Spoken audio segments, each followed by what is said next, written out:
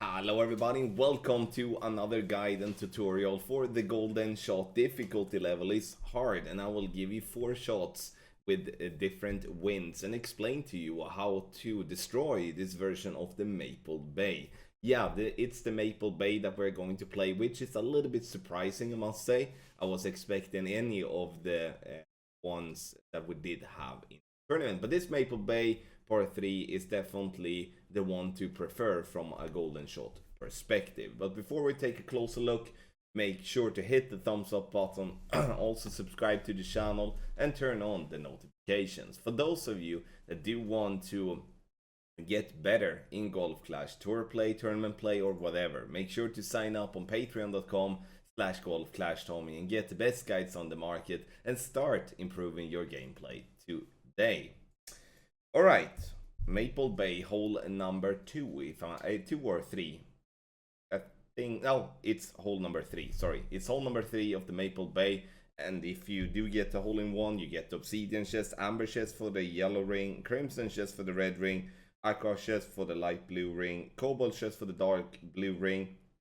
Press the question mark on the top right to get to the frequently asked questions about the golden shot. If you do experience an error, you can press up here to the top right and get yourself a possibility to send in a ticket to the Golf Clash port. Alright, golden long iron max plus 20 is what we're gonna use, and we're gonna use this landing position in any wind. And the reason we're going to use it in any wind is because we're not going to pull into min club, or we're not going to pull up into max club either. But the landing position is a little bit finicky to find. So therefore we do have 3 references. Top of red ring by the rough, half of blue ring inside right rough, and then clear ring just into the bunker. Try to use all those 3 references to try to be spot on with your landing position. We're obviously going to take a look at the text guide in the end, but first the shots. We'll start with shot number 1. Here we do have a wind coming right to left, more crosswind than what it is any other wind. But I would say this is definitely a more tailwind component than what it would be a headwind component. 1.5 backspin to right spin. And we're going to make an adjustment here now that is 5.1 rings. And what we need to not forget is to go with curl, and here we're gonna go inner wall right curl, or not inner wall, but right curl halfway into the wall. That's the correct pronunciation for that. Ball comes up, a little bit too much curl, and obviously the curl, which we will be using in these type of angles all the time, is going to be very important done correctly. Let's move on, and we go to a shot where we do have some headwind. We do have more headwind than what we do have crosswind, in my opinion. And that also is going to kind of show, because I'm choosing that kind of the wrong backspin. Set up the target as we want. We use 2 right spin, 1.8 backspin. Here we should, in hindsight, use 1.5 backspin instead. 6.5, pulling 4.3 rings, pull over the bullseye, center the ball. And here I'm not using any curl, as this is with wind coming left to right. If we do have wind coming left to right, we are not going to do the right curl in any way. But if we do have a straight wind, we are going to do some right curl to compensate for that. That's because we do not have more than 2 right spin. We're going to have to use the curl to compensate.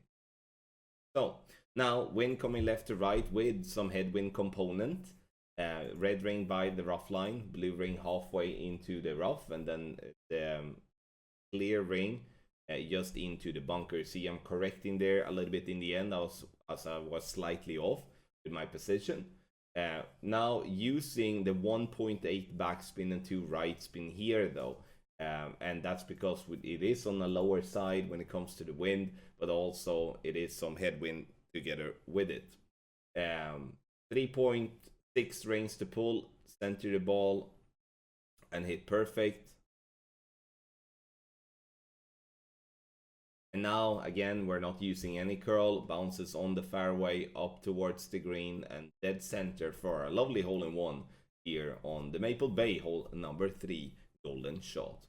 Now let's see what we do get in the obsidian chest. Obviously we do get the berserker balls, but besides that it's very interesting to see what cards we're getting, especially the epic card, which is the Amazon, which is yuck. Now wind coming right to left with tailwind, and we are going to look to do our precision in a positive way. And then we are using 1.8 backspin to right spin in this angle, adjust 4.8 reins, and as always we're pulling over the bullseyes. Make sure to do that as well. You see that when I'm pulling, that I'm doing that every time. Now we're gonna use curl, and we're gonna use curl that is right side. You see there, right curl half into the wall. Perfect ball it is. Bounces on the fairway up onto the green, and we're getting it to drop again dead center for a lovely hole in 1. Let's take a look at the last chest before we take a look at the text guide. And now as you see, I've already got obsidian chest and I'm getting the amber chest instead, Grim Reaper and some berserkers. So let's take a look at the text guide. Alright, so here we do have the text guide, as always made by Tony Riches. So make sure to subscribe to Tony's channel, and if you are looking to download the text guide and not using it here in the video, then you go to golfclashtommy.com and our golden shot page. There you can always find the golden shot guide if we for some reason forget to add it into the video description, or that it's something else happens and you can't see clearly on the video, stuff like that. And you also have the link now for the text guide in the description down below. Share it to whoever you want. It's a free guide and will always be a free guide when it comes to shot. Landing position, top of red by rough, half of blue ring, inside right rough, clear just into bunker. Then we do have the curl we're going to use. In straight winds, we're going to use inner wall right curl. Then we have color coded it so it's green, and it aligned it then with the spins on the text guide. Then we do have the right to left winds, half into wall, and you can see the picture as well to demonstrate that. Right to left, and you can see that in this where the spins we have then color coded it with red. Now looking at the spins, we start with tailwinds. 2 backspin, 2 right spin, straight tailwind, wind coming right to left in tailwind, 1.8 backspin, 2 right spin, wind coming left to right with tailwind, 2.1 backspin, 2 right spin, wind coming left to right with crosswind, 2 backspin, 2 right spin, wind coming right to left with crosswind, 1.5 backspin, 2 right spin, wind coming left to right with headwind, 1.8 backspin, 2 right spin, wind coming right to left with headwind, 1.2 backspin, 2 right spin, direct headwind, 1.2 backspin and 2 right spin. The reason there is more backspin in winds coming left to right compared to winds coming right to left is that we are adjusting to a higher point. If adjusting to a higher point, we will gain distance, which means that we need to compensate with more backspin, and then we are going to be fine. There we do have the VPR table on right hand side as well. Looking to improve your game, scan the code for the best tourney and tour play guides on market. Thank you so much everybody for watching. Massive good luck in the golden shot.